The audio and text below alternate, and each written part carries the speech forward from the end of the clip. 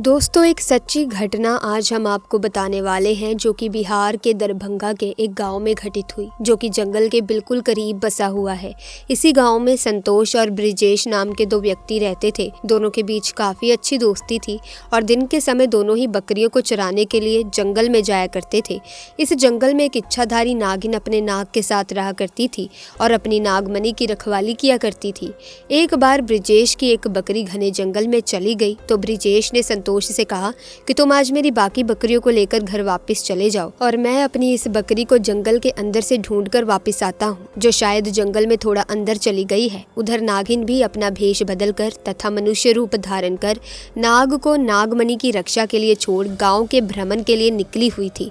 जब ब्रिजेश अपनी बकरी को ढूंढते हुए उस जंगल में पहुंचा तो पेड़ के नीचे बने बिल में से उसे तेज रोशनी आती हुई दिखाई दी।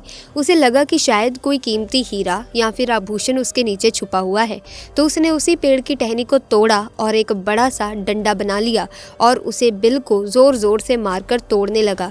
उस बिल को तोड़ते समय ब्रिजेश बहुत तेजी से डंडे से वार कर रहा था, जिसमें से दो चोट नाग के बिल के अंदर मौजूद नाग पर लग गई और नाग ने इस समय अपना दम तोड़ दिया। जब ब्रिजेश ने मरे हुए नाग को देखा और उसके पास तेज चमकती हुई मणि को देखा तो वो समझ गया कि वो चमकती हुई चीज और कुछ नहीं बल्कि नागमणि है। उसने पहले नाग को डंडे से हिलाकर देखा और ये सुनिश्चित किया कि नाग मर गया है या फिर जिंदा है।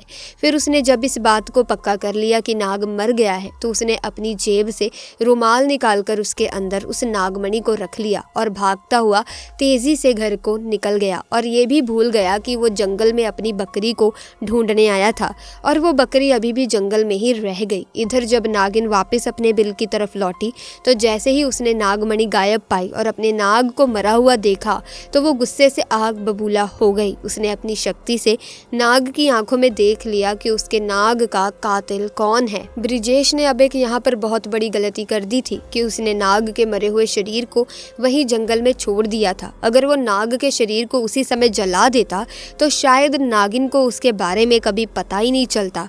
उधर ब्रिजेश बहुत खुश था क्योंकि उसे दुनिया की सबसे शक्तिशाली चीज मिल चुकी थी, यानी नागमणि मिल चुकी थी। ब्रिजेश जब घर पहुंचा तो सबसे पहले उसने नागमणि अपने हाथ में पकड़ी और ये इच्छा जाहिर की कि जंगल में जो मेरी बकरी खो गई है वो मुझे वापस मिल जाए। तो दोस्तों, चमत्कार ऐसा हुआ कि अगले ही पल वो बकरी उसके घर के दरवाजे के बाहर खड़ी थी।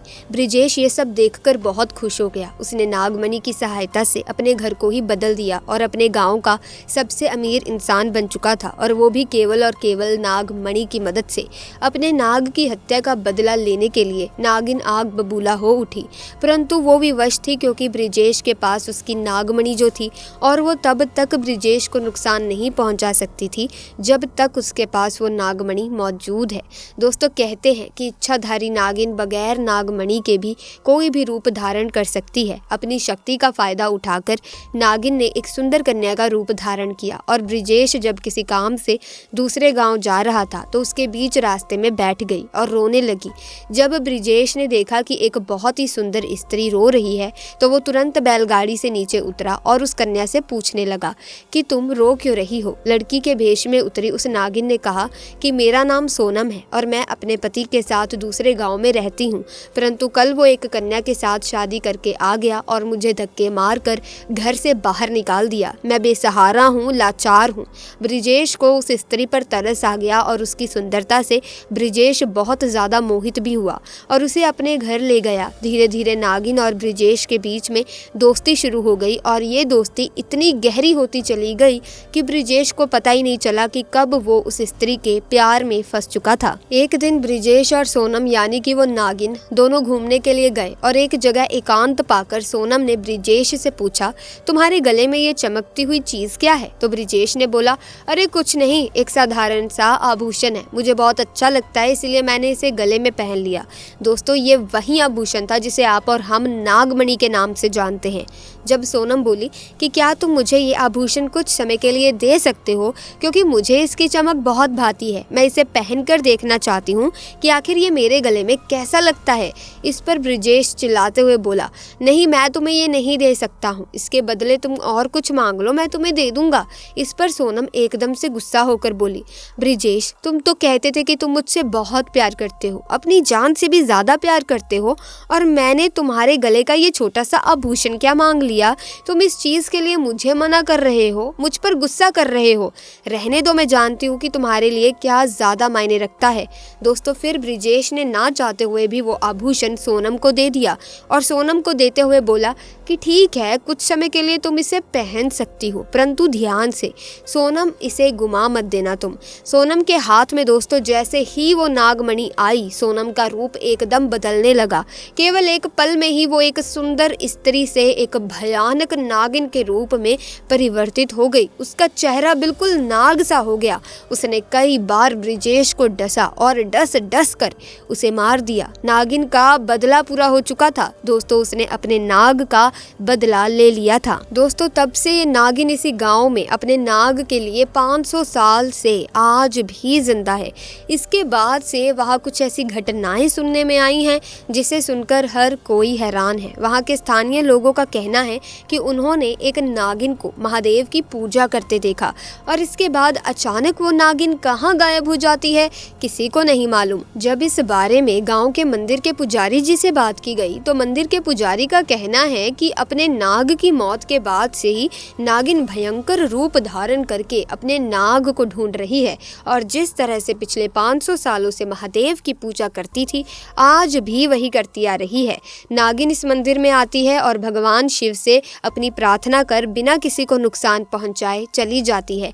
आज भी लोग कहते हैं कि तकरीबन 500 साल से नागिन इस मंदिर में रह रही है। दोस्तों हिंदू पौराणिक कथाओं के मुताबिक इच्छाधारी नाग एक कोबरा होता है।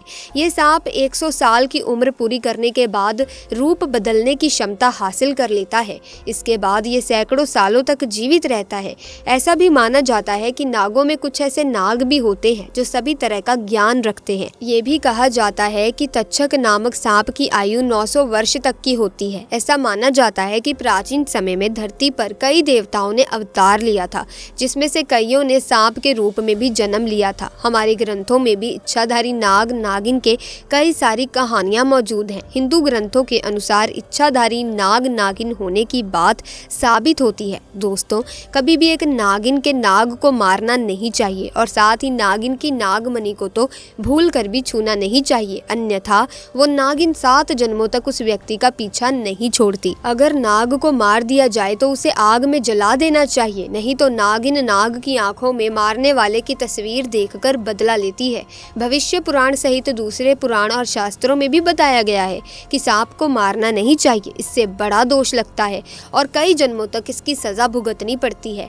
आपको ये घटना दोस्तों कैसी लगी, आप हमें कमेंट सेक्शन में ज़रूर बताना और महादेव के भक्त कमेंट्स में हर हर महादेव ज़रूर लिखें। इसी के साथ आप वीडियो को लाइक ज़रूर करना, शेयर भी कर देना और साथ ही अगर आप इसी तरह की वीडियोस की अपडेट पाना चाहते हैं तो अभी हमारे चैनल को सब्सक्राइब करके बेल आइकन को प्रेस कर लीजिए ताकि इसी तरह की रहस्यमयी चमत्कारिक घटनाओं की अपडेट आपको मिलती रहे। आपका बहुत बहुत धन्यवाद।